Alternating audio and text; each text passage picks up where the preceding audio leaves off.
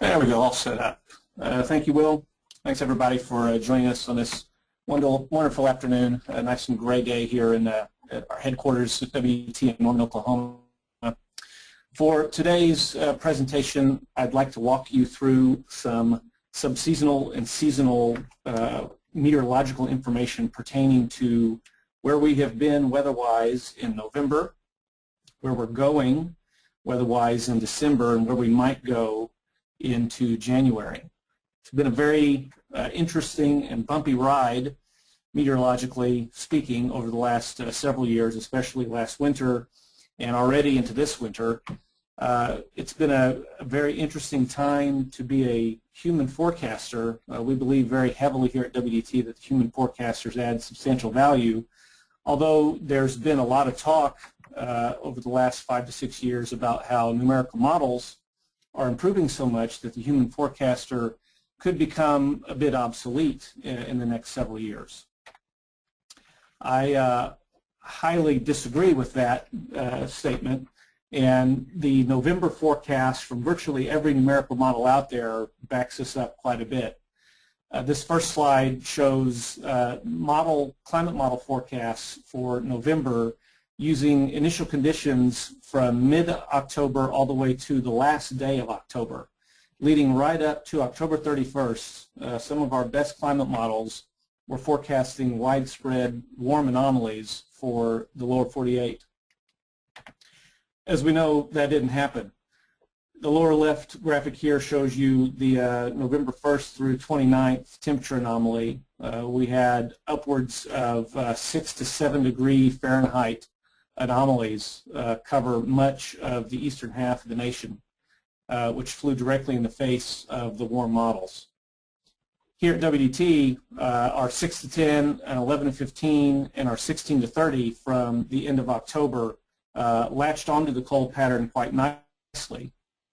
Our 16 to 30 actually wasn't cold enough, so that shows that a human forecaster looking at dynamical principles related to the pattern evolution can still beat the pants off of numerical models that are trying to estimate and parameterize the physical processes in the atmosphere. How did we get there? Why was the model so wrong? Part of this webinar, I want to take you under the hood a little bit meteorologically without getting lost or our heads chopped off when the hood closes on us, and show you some of the physical processes at work that we look at to try and improve forecast skill over what the models can give us.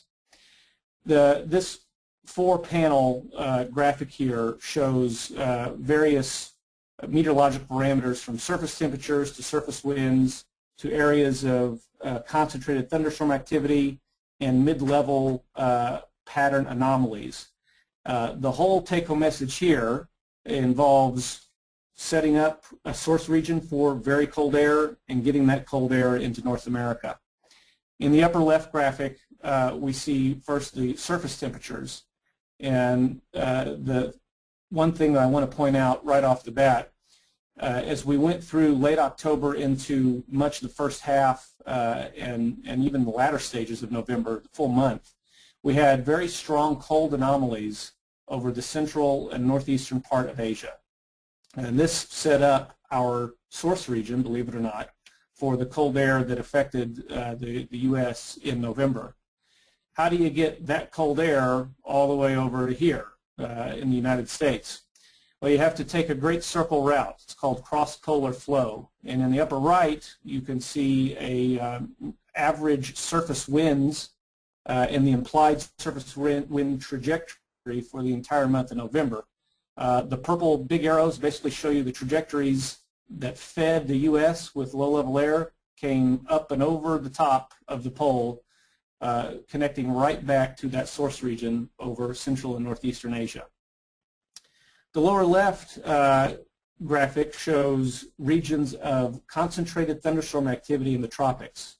Those areas of purple, and you can see 4 areas I've highlighted here, were actually quite instrumental in affecting the overall pattern as we went through November.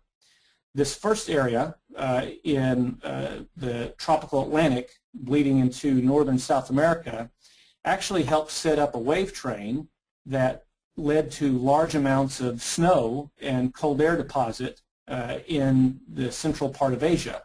So the cold air source region in Asia actually had some positive connections back to this area of thunderstorm activity in the Atlantic.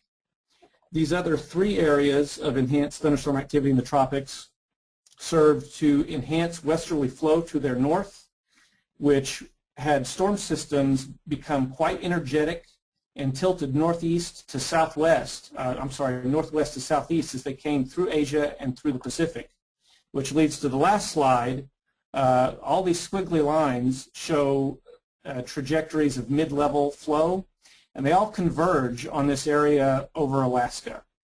The take-home message there is that there were multiple processes, some from the tropics, some from the mid-latitudes, that continually fed this area around Alaska with warm air and built a very large, long-lived ridge over Alaska that helped tap and set up a transport mechanism to get the air from the source region in Central Asia over the top of the pole and deposit it into the U.S. This is very, very similar to the setup that gave us last year's prolonged, severe cold winter over the lower 48. And indeed, the ocean-land atmospheric system can have memory. There are ways to sustain patterns and have patterns reemerge from one season into another based on relationships between sea surface temperature anomalies and momentum anomalies in the middle latitudes. So where are we going now into December? Well, on the left, you have the current 6 to 10 day and 11 to 15 day outlook maps. They don't have a whole lot of cold air on them. In fact, they are quite mild over much of the nation. We have small cool anomalies in the southeast in the 6 to 10 and lingering on the east coast as we slide some polar Pacific air through.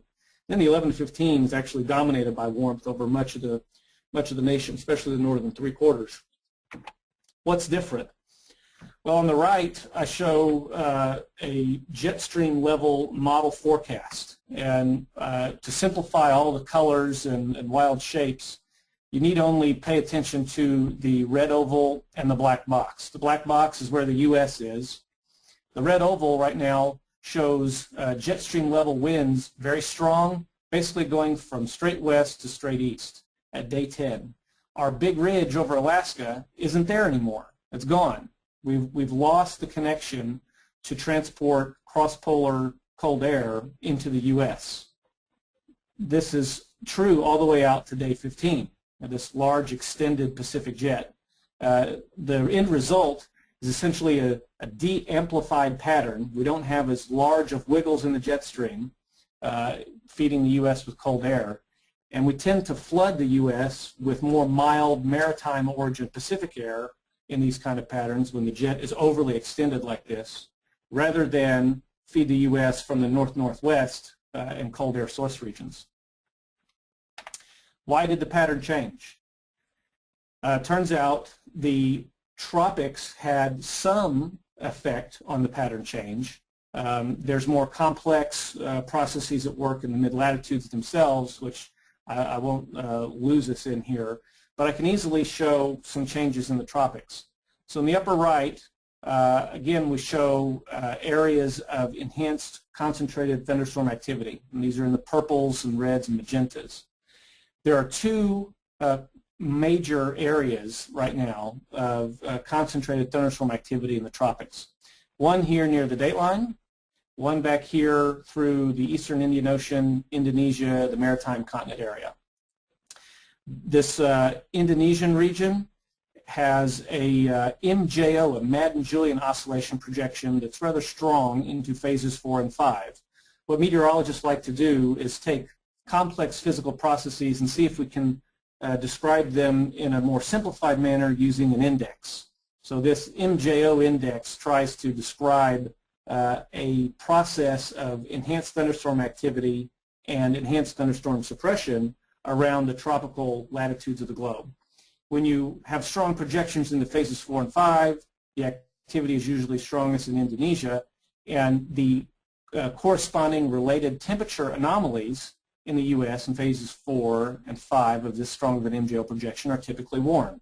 So just using the cookie cutter approach tends to tell you that, okay, strong 4-5 projecting in the MJO phase space in early December should yield a warm outcome.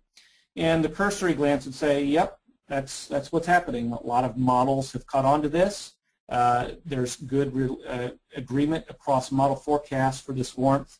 So in general, the warm forecast has pretty good support broadly across the forecast sources. However, this region of enhanced thunderstorm activity in the central part of the Pacific typically projects more into phases 7 and 8. And you can see down here phases 7 and 8 are typically colder. So we have a competing influence here between two regions of convection. And that generally leads to a lot of model variability and can lead to human forecaster variability as well. Right now, though, since this new consolidation of thunderstorm activity in Indonesia is real, it's in the observations, that has actually disrupted the November pattern. And the confidence for a few-week period of warm anomalies in general over the U.S. is rather high. That's where the easy part stops. Because if we stay in this kind of convective forcing regime, or we get consolidation here north of Australia, and these two areas kind of congeal into one more focused area, then that could actually lead to a general backup from east to west in the mid-latitudes of main features, which means this large area of warm anomalies in the 1115 could back westward. And that's actually what we're going to go with the favored forecast for the second half of December at this point. The sea surface temperatures are extremely warm out in the far West Pacific, east of Indonesia and north of Australia. So there's good support for an expectation to have those two areas of thunderstorm clusters consolidate. And we do indeed favor a retrogression, an eastward to westward shift of the main pattern features coming out of the 1115. So that carries you through the second half of December. There is an alternative scenario, however. If, in fact, the two areas of convection remain separated, or the Central Pacific region becomes more dominant, then we're going to maintain this extended jet scenario and split the flow around North America. You'll have one branch of the jet which will go northward up through Canada. You'll have a subtropical branch of the jet cut across Mexico. And when you split the flow over North America, you generally lose the connection to Arctic source regions. This gives you a cool south and a stormy pattern, but you don't have the nasty, nasty cross-polar Arctic source region cold air available to play with. Even with positive high anomalies over Greenland and the North Atlantic, which would project onto a negative NAO, this North Atlantic blocking scenario that forecasters oftentimes use to shift the pattern colder. So we have a lot of conflicting signals and complex processes unfolding into this winter, which we've seen several times over the last decade or so. This is not your grandfather's set of subseasonal or seasonal forecasting situations. The standard composites that have worked through the 60s, 70s, and 80s tend to not have worked through the 90s and 2000s so far. As we closed out November here recently and consulted climate models, the same climate models that busted to the warm side in November are trying the warm card again. So this is the December forecast from November initial conditions, starting back at November 22nd, going all the way to November 30th. And as of November 30th, the December forecast from this particular climate model had widespread strong warmth over much of North America. It does seem that this particular climate models and others that went warmer for the December period actually latched on to the MJO situation and may have a better handle upon at least the first half of the December picture. The second half of the December picture, though, we believe still is up for grabs, and again, we favor the colder solution in the eastern half of the U.S. right now. So what about after December?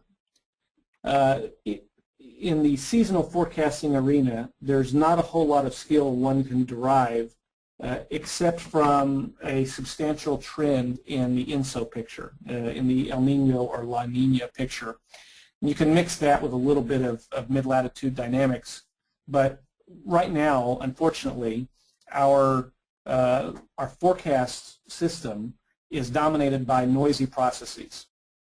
That said, there are differences this year already in the tropical sea surface temperature anomaly perspective that we can actually use to make some statements.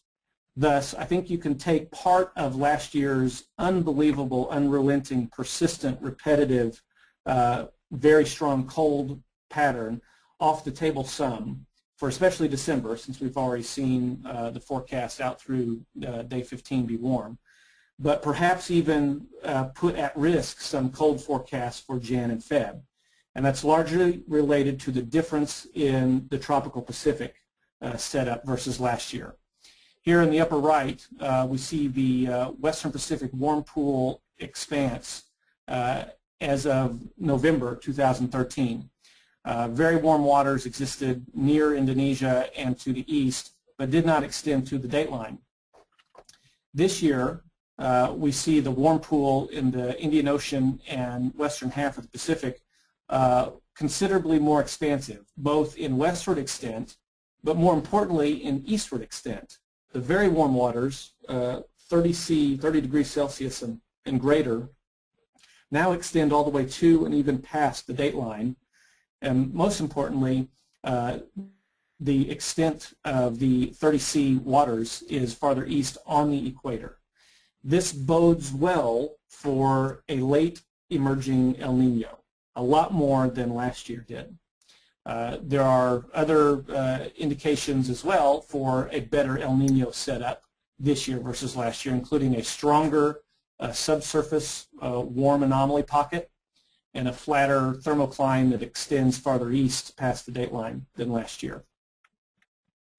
Looking just at the surface, sea surface temperature anomalies, there's more filling in, if you will, of the warm anomalies through some of the key areas, statistically speaking, the Nino 3, the Nino 3.4 areas in the central and eastern parts of the Pacific.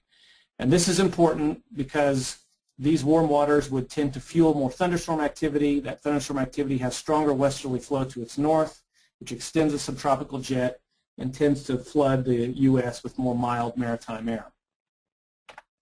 Looking at some of the more hardcore scientific values, again, there is more support for more El Nino type setup. This far left graphic shows more positive west wind anomalies in the tropical latitudes in the central Pacific. This central, the middle graphic shows wider spread warmth with time over the tropical Pacific waters. And one of the more important measures of El Nino risk, this far right graphic shows an eastward move of the deep warm waters, which once they get to the coast of South America can then upwell and warm the surface further from east to west with time. A lot of the global models out there for the December, January, February time frame tend to have a warm-dominated look. There are multi-model ensemble approaches from both the U.S. and international sources that don't have any blue on the 3-month composite for December, January, and February in the eastern U.S. But then there are some, like the GFDL, the NASA model, and the GFDL floor model, that show some similarities to last winter's pattern. About a month ago or so, as our very early look, we definitely favored more of a GFDL type approach. And indeed, at one point, we had a cold December, which changed, our December forecast changed warmer about the second week of November. The GFDL was the best performing model on a climate scale from last winter, and it tended to catch the cold pattern much better. So while December has gone warm, we think we have a good understanding of why, and it doesn't necessarily derail completely a cold Jan or cold Feb. And thus we believe the GFDL, NASA, and GFDL floor models still have some physical relevance that can be used for a January and February outlook. A couple of our internal products based upon sea surface temps are shown here on this slide. First for December, and you'll notice even as of early this week, initial conditions, these were rerun yesterday, a sea surface temperature only related approach to a December full month lagged temperature forecast suggests a cold outcome in the east and a warm outcome in the west. Now this will obviously bust, but this gives us good meteorological information. It tells us the system overall right now is highly nonlinear. You cannot simplify the forecast down to just an external forcing from sea surface temperature anomalies. January, the January output from this particular approach is shown here on the bottom. It stays cold in the east, especially the southeast, and warm in parts of the west. And you can clearly see that there's cross-polar flow feeding the western part of Canada, which then periodically will dump cold air into the lower 48 and smear it through the eastern U.S. Also interesting, if you look at a broader view at the mid-level heights, at the mid-level pattern anomalies suggested during January from this tool, there's a large blocking ridge that shows up over eastern Canada, Greenland, and the northern Atlantic, which would project pretty strongly onto a negative NAO. That would be very different from last year as well. And we see some dynamical support for this, especially if we have Central Pacific tropical thunderstorm activity become pretty dominant as we go into January as a forcing mechanism. So even though December is a bust, we have a good understanding of why. We do not think that necessarily puts a negative spin on the outcome of this model forecast for January. We look at one of the more trusted climate models out there from the ECMWF, the European Center for Medium Range Weather Forecasting. The January, February, March composite, kind of taken December already mostly in the bag, that's warm for the first half and cool risk in the second half. This is a relatively cool overall forecast from a climate model. You have demonstrable cool anomalies here in the central part of North America, but the implications of this kind of 3-month composite forecast obviously to us suggest bouts of Arctic air infiltrating the U.S. and the further evidence of an enhanced subtropical jet, which gives you at times both cold air from Arctic origins and an active subtropical jet for enhanced storminess. So we combine all these and give you a January and February outlook along with some alternative scenarios. Now these forecasts were constructed last week, and in the last 7 days or so, the changes in the eastern Indian Ocean, western Pacific, and central Pacific could have some effect on future forecasts. So I'll go through the current stance, and then I'll show you some of the risk right here on this graphic before exiting. The favored scenario for January is still a cold one right now. There are multiple dynamical reasons to point at, but namely an expected prolonged positive effect of covering the western Pacific warm pool with thunderstorm activity, which will set up a wave train, not terribly dissimilar to last year, which will tap cross-polar origin air and feed it into the U.S. The difference between this January and last January will be the presence of an enhanced subtropical jet stream. Thus, January could be both quite cold and stormy. The alternative is that there's not as much connection to Arctic air, and thus the aerial extent of the below normal anomalies is smaller, but still present across the southern half of the nation. Again, mostly related to that active subtropical jet stream and enhanced storm risk. February is quite similar to January. Usually when you have a warm pool as extensive as we have in the central and western part of the Pacific, once that is covered through the mid part of the winter, it stays through late winter. And you typically have good pattern persistence from January into February. So the initial call and the call that we're staying with right now involves a lot of blue over the eastern three-quarters of the nation. But however, you can see very prominently on all of these forecast maps, there is risk to go warmer across the northern tier, but simultaneous with that warmer risk is the risk for more storm activity. So with that, I will pass it over to the fine Everbridge folks to talk about how to communicate critical weather information. All right, thank you, Jason. Now Claudia and Dan will talk about how you can solve some of your severe weather communication challenges. Yes, I'd like to thank you, Jason, as well. I always look forward to hearing about what lies in store for us for the winter months, so that was really, really helpful. What I want to do is just spend a little bit of time talking about the partnership that we have with WDT, Weather Decision Technologies, and how that enables Everbridge to leverage all of their meteorological resources to really optimize your communication efforts. The first key thing is that through our tight integration, we enable our customers to subscribe to over 150 severe weather alerts. And then based on those weather alerts, you're able to automate the communication based on maps, groups, rules, anything that's pertinent to your organization to ensure that the right people are informed of weather issues and are given the proper instruction around what to do.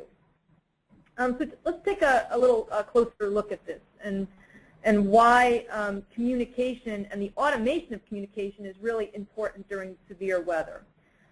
So, imagine that there is a blizzard warning coming, and you want to ensure that the different audiences receive the right information around what to do. You can automate all of that with the integration with WDT. So for example, if there's a blizzard warning, you may want to send one message to operations for them to prepare, to plow, etc., to get all their gear ready. You may want to send a second type of message to the community or your employees, and perhaps a third message to facilities management. The point really here is that if you have all of this lined up ahead of time, you really save a lot of time with this automated communication, and you improve your responsiveness and productivity throughout the weather event. And you want to think about the weather event not only at the onset, but throughout the event itself, and make sure that you're prepared for a variety of different scenarios as those events unfold. This is just another example of the Everbridge weather alerts and the notifications, how they work together. So notice again a screenshot of our Everbridge universe. You see on the left-hand side a very detailed weather notification with warning information. And notice on the right-hand side on the map, you see that there's a polygon that identifies the impacted area of that particular weather alert. And based on that, where that polygon lies, any contacts that are in that polygon can be automatically notified that particular warning is being issued. Or you can decide to select those contacts interactively in the map if you want to do it in a different way, if you want a little bit of more selection around who gets the message, etc. You don't have to necessarily automate it. It's completely up to you and how your processes and rules work. There's a few best practices that we've learned over time around preparing messages for any kind of emergency event, and that doesn't and that includes weather as well. One of the key elements for best practices in communicating with people during emergency and weather type events is that you want to have multiple contact paths for your constituents. It's very common during weather events for some communication modes to be compromised. So, for example, you may have during a blizzard or hurricane, landlines may go down first, but people still have access to their mobile phones, etc. Or they have access to internet, but not other modes. So as many modes as you have to reach out to people, you increase your chances of reaching them during times of an emergency. When you construct messages for, again, weather events or any emergency events, you really want to take some time to create some templates ahead of time with clear and concise, actionable messages. And one key rule that we use that's very easy to remember that enables you to ensure that you adhere to those best practices is the 3-3-30 rule. That means that you have 3 short sentences that each containing a key message and under 30 words. And for SMS in particular, it's important that they are no longer than 120 characters because sometimes they get really hard to read, etc. But sometimes there are reasons why you might want to have more than 30 words. You want to add some additional details, etc. And there are also reasons why you want to have different information for different audiences. So, for example, on the left side, you have a slight snowfall in southern states. Well, many constituents in the South don't experience snow, at all. So this could even be their first snowstorm. They don't really know how to drive in the snow, etc. So being able to communicate, ways in which to drive more carefully, what happens when, there are power outages, etc., around, traffic lights, all those kinds of things may be important. On the other hand, in, the North, Northeast, Midwest, etc., if there's a slight snowfall, it's just a simple, hey, the drill, be careful on the roads, they're going to be icy. So in order to avoid having to send a really long SMS message, what we enable you to do at Everbridge is to have different content for different delivery paths. So for SMS, you can have a nice, short, pithy email, which is really important. Please evacuate. There's a major winter storm expected tomorrow. The coastal area will be very dangerous.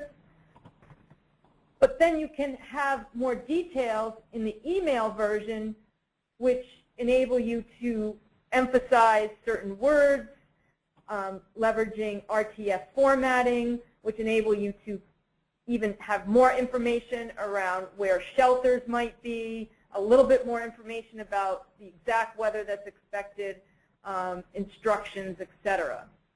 So when you construct a template like this, with one push of a button, basically, you're enabling your constituents to receive different messages via different modes. So everyone gets the email if they've signed up and you have an email address for them that gives all the rich information, but you also have a nice short SMS with the evacuation notice. One thing I'd also like to point out is with our Everbridge mobile member application, you really get the best of both worlds. You get the push notification, which gives you the very nice, clear and concise warning, but you also get the RTF email attachment. So really in one place you have both the rich information and the warning message as well. And then finally, in regards to best practices, it's important to realize that any weather event also has a lot of fallout associated with it. And there are other tools that you can leverage that help you paint a picture of exactly what's happening during any kind of weather event. Not only do we integrate with WDT to have very rich information about weather and warnings, etc., but we also enable you to look at other tools which provide better situational awareness. So the first of those is social media. And social media is great because it can help you during and after the event to understand what's really happening on the ground level from a social media perspective. So for example, people are just coming out of their houses after Hurricane Sandy, and all these pictures are starting to surface through Twitter. Well, our interface enables you to develop very specific filters so you can look at these kinds of images without having to sort through a bazillion different Twitter feeds. We enable you to filter it for Hurricane Sandy or a particular storm event, etc., by geography, keywords, so you're only looking at the things that match the threshold that you're particularly interested in. And this kind of information is great, right? Because if you're trying to recover afterwards, being able to understand the aftermath is critical as well, and making sure that people are safe, where these areas might have a heavy impact. The other situational awareness vehicle that Everbridge provides is a partnership with NC4 called Everbridge Threat View. And Threat View provides a whole variety of information about risks and threats, everything from criminal activity to security issues, as well as things that are transportation-oriented, aviation-oriented, etc. And in this scenario, this screenshot was taken recently during the big storms in Buffalo. You can see that you have up-to-date information on roadway closures. So this particular alert coming from Threat View is telling you that the New York State Thruway between Rochester and Ripley is, totally closed, and it's a severe situation. So it's important to be able to couple the weather event with the, the fallout and the other things that can occur. Likewise, getting information on power outages is also important. So this happened in that similar time period on November 24th, where there were, over 11,000 people without power, etc. So understanding how that may impact your employees or your constituents is critical. So these are a number of key elements to think about in preparing for winter weather events. The first is being able to leverage the automation of that integration with WDT and having the ability to automate those weather alerts. The second is being able to have clear and concise communications with multiple contact paths. And finally, being able to understand, beyond the specific weather event itself, what are the other elements that are going to impact that situation? So having that situational awareness. So I just want to thank everyone for attending the webinar today. And at this point in time, we're going to move to question and answers. And I'd like to once again thank Jason as well. All right, thank you, Claudia. At this point, we're going to open up to questions from our audience. As a reminder, you may submit your questions by typing a question into the open text field in the questions panel on your screen and submitting it to all panelists. We will answer as many questions as time allows. The first question we have is for Jason. Jason, people want to know if we can expect anything similar to last year's polar vortex. In terms of persistence of that level of severity, I think the different signs we see in heading through December probably lean against that long, prolonged stretch of absolute severe cold. However, looking at expansive, strong cold anomalies in Central and Northeastern Asia, even as of today, don't expect that to go away. Thus, we have a really good source region upstream. We will have a more enhanced subtropical jet this year, more storminess, and there will be frequent bouts of severe cold into Western Canada, which puts a source region not that far away at any time. So will there be short-lived stretches of 5 to 7 days?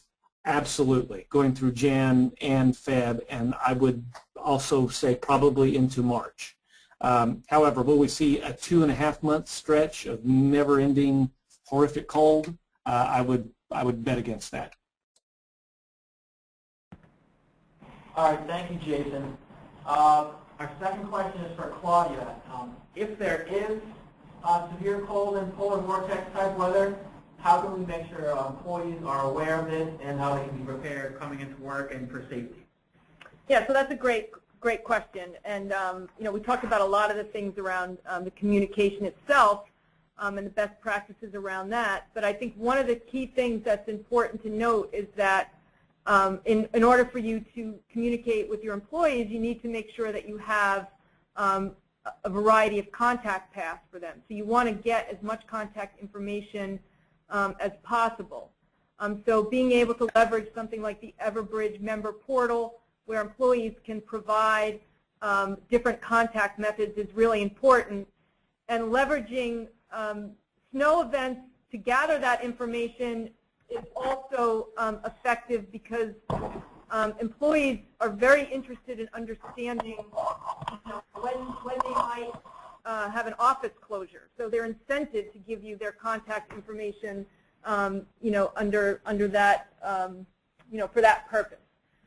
So that's the first thing, is making sure you have, the right information about your employees, that information is as rich as possible in terms of reaching out to them. And then the second thing, again, is to think about and prepare for a set of communications that really cover the phases of, the winter event. What should they do to prepare for the storm? What do you expect of them? How do you check in during the storm to ensure that they're safe? And what happens after the storm? So making sure that you think clearly through those 3 phases and have prepared templates ready to go. All right, thank you, Claudia. We actually have another question for you. It's from Helder Lobo. Is the WDT plugin ability built into every Everbridge contract, or is that an add-on? So the WDT plugin is available, and it's tightly integrated into the Everbridge platform, and it is an add-on capability. All right. This one is for Jason. Jason, how do you expect the stormy weather forecast and cold forecast to affect California, especially the Los Angeles area? Yeah, that's a pretty good question there. Normally, when we have cold in the forecast for the central and eastern parts of the nation, that comes coincident with ridge up the west coast and generally dry conditions for California. However, as I mentioned earlier in my presentation, this ain't your grandpa's setup. So your average, weak Central Pacific El Nino kind of setup no longer will rob California of precip and give the Midwest and East all the cold air. We believe that the active subtropical jet showing up already here through Lake Novi and the Dees can feed more moisture into the California areas, which would be good to replenish some of the snowpack needed for hydro gen out there, and to relieve some of the central and southern California drought conditions. All right, thank you, Jason. We have another question for Claudia that comes from John Dar. Are the feeds from Everbridge only available through the Everbridge interface, or are APIs available to implement in other map-based systems? Well, our focus is, providing the integration, into the Everbridge module. We also provide a set of APIs that give you a lot of flexibility around notifications and automation, et cetera. All right, thank you. We have another question for Claudia. Once you send a notification in Everbridge, is there feedback available to ensure the message was actually received? Yes, that's one of the benefits of the Everbridge system. We actually enable you to track the confirmation. So, for example, if you want to ensure that your employees are safe, you can send them a message, or if they need help, and you can actually collect and monitor the responses, from citizens, employees, or any of your constituents. All right, thank you. This question is for you, Jason. It comes from Tim Charlton. He has a question about circumpolar jet stream nodes. He says it seems that the fewer the nodes, the more the impact the jet stream has on southerly latitudes in the northern hemisphere. Is this a mere perception, or does it have any validity in real life? No, that's a pretty advanced question. I wonder if it's got a little bit of closet meteorologist background. Yeah, the lower the wave number, typically the more amplified the pattern. So when you have fewer nodes in especially the polar branch of the jet, that means you've got a really big ridge poking up somewhere and a really big trough downstream of it, and that means you're going to swap air masses from high latitudes down into low latitudes. So that is real. All right, thank you, Jason. This question is for Claudia. Can services from Everbridge be provided on an a la carte basis? For example, can you get a subscription for a network with ThreatView applied? Yeah, so absolutely. We have a lot of flexibility in how to, construct the Everbridge, solution for your specific needs, and that's something you should, work with our sales personnel on. All right, perfect. We have another question for Claudia.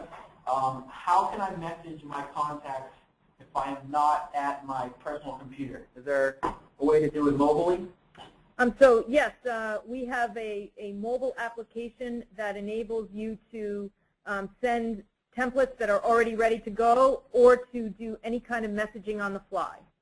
All right, thank you, Claudia. Here's a question for Jason.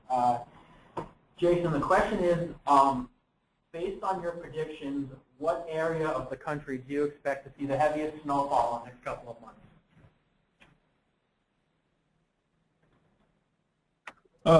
Heaviest snowfall. Well, if we're not going to freeze over the Great Lakes, that's kind of a slam dunk. That the lake effect belts, when we get major cold air intrusions, are going to be very prolific producers. But let's punt that easy one and go to the synoptically forced events. So you need a storm system to do it.